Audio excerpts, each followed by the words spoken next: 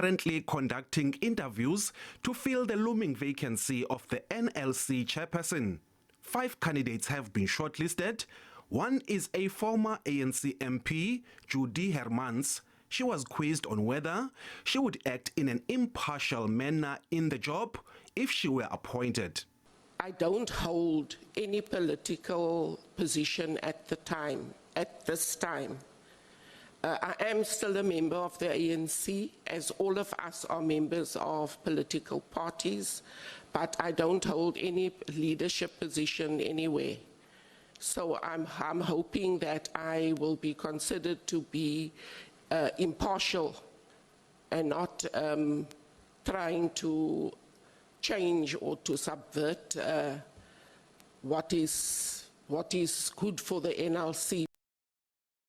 Date promised to use the public to help root out corruption at the NLC. If you go around and you look at projects that are said to have been funded by the lotteries, some of them are not done. Some of them, I don't know when completion will ever happen, but if we link ourselves, if we link the NLC with the public, it becomes easier for the public to raise noise and say, hey, this is what is happening in an area like this and this and this, and we are certain that finances are not necessarily used for the function that they were initially granted for. Candidate advocated for incremental financing of NGOs instead of a lump sum funding. What we'll need to do, besides digitalization of the grant funding that will be monitored in each and every step, because I think NLC has come up with the Tutuka, is it Tutuka? Yeah, the Tutuka, which monitors the funding so as to ensure that there's no abuse of funding at that level, at an application level, but also at an implementation level. It will be my suggestion that the funding should be given in not the 100% funding. Who serves on the NLC board, says there must be a review of the distribution of grants. We have to address the capacity to distribute funding,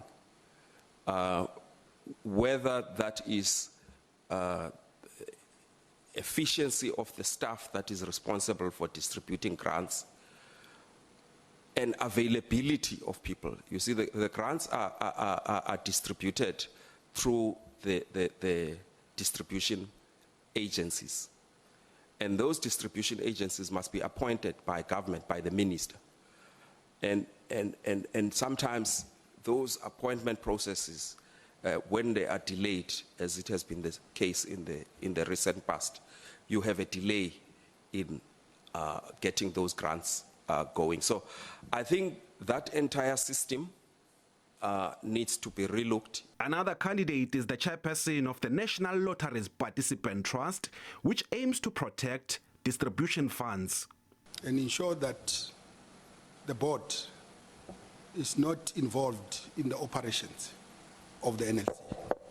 Allow the management to do their work and allow the board to provide oversight on the work of management, not involving themselves in that work, because that is what have compromised the NLC in the past. The Trade, Industry and Competition Portfolio Committee will deliberate on its recommended candidate on Wednesday.